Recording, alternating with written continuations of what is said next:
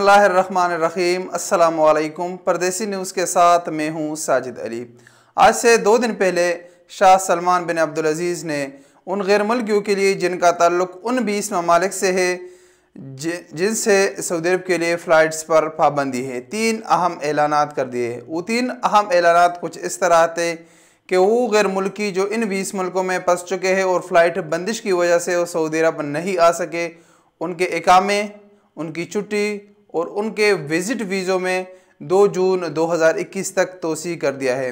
इसके बाद काफ़ी ज़्यादा सवालात जन्म ले गए।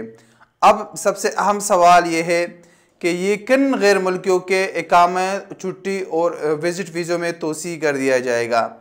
सबसे पहले आपको बताता चलूँ कि पिछले तकरीबन 1.5 साल से ये मसला चल रहा है। कुछ ममालिक के लिए फ़्लाइट्स बंद हो जाती है, फिर वक्ती तौर पर शुरू हो जाती है और फिर बंद हो जाती है। ये सिलसिला चलता आ रहा है, तकरीबन 14-15 महीने इसको हो चुके हैं। यहाँ पर सबसे अहम मसला इंडियन वर्कर्स का है।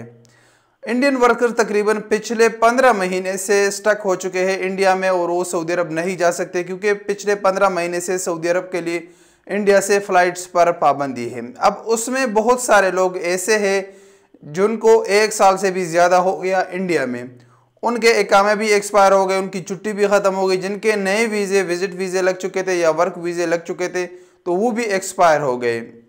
अब उसमें तो कुछ लोगों की कंपनी और कफ़ीलों ने उनके वीज़े, इकामे और छुट्टी बढ़ा दी, लेकिन काफ़ी ज़्यादा लोग ऐसे हैं कि इनके न छुट्टी बढ़ गई, ना इकामे बढ़ गए उनकी कंपनी की तरफ से, ना उनके विज़िट वीज़े या जो वर्क वीज़े है उसमें तोसी की गई।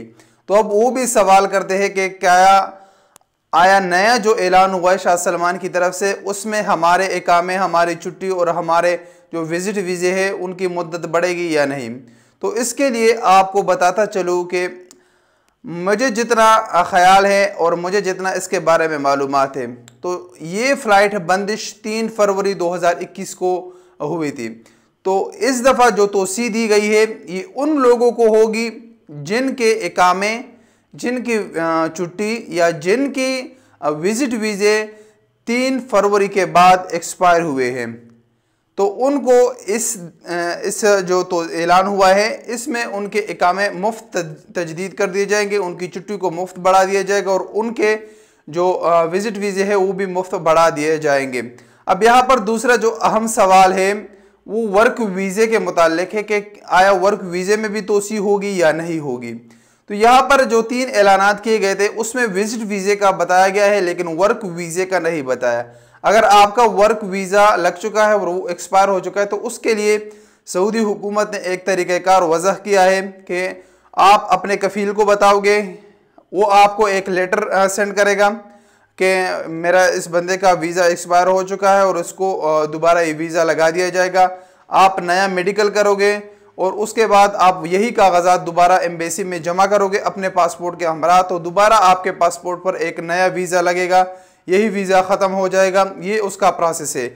लेकिन अभी जो शाह सलमान बिन अब्दुल अजीज़ की तरफ से ऐलानात हुए उसमें वर्क वीज़ों वालों के लिए कोई ऐलान नहीं किया गया है। तीसरी जो अहम सवाल है वो ये है कि ये किस तरह बढ़ेगा, हम अपने कफ़ील को बताएंगे या कंपनी को बताएंगे या क्या करेंगे। और कुछ लोग तो सवाल ये कर रहे हैं कि अभी तक हमारे इकामा या छुट्टी या जो वर्क विज़िट वीज़ा था उसकी टाइम नहीं बढ़ी। यहाँ पर आपको बताता चलूँ कि पिछले लॉकडाउन में भी 2 दफ़ा सऊदी हुकूमत ने गैर मुल्कियों के इकामे और वीज़ों में और एग्ज़िट रीएंट्री वीज़ों में 2 दफ़ा तोसी किया था। वो तोसी भी नेशनल इंफॉर्मेशन सेंटर की तरफ से ऑटोमेटिकली तौर पर किया गया था। न कफ़ील और कंपनी को बताने की बिल्कुल ज़रूरत नहीं है। ये आने वाले 2-3 दिनों में ख़ुद ब खुद तमाम गैर मुल्कियों का विज़िट वीज़ा, इकामा और छुट्टी बढ़ा दिया जाएगा। आपको किसी कंपनी या कफ़ील को बताने की ज़रूरत नहीं है। तो ये वो अहम सवालात है जिसका जवाब देना ज़रूरी था। वीडियो के मुताल्लिक अपनी राय का इज़हार कमेंट्स बॉक्स में कीजिए। अस्सलामु अलैकुम वरहमतुल्लाहि वबरकातुहू।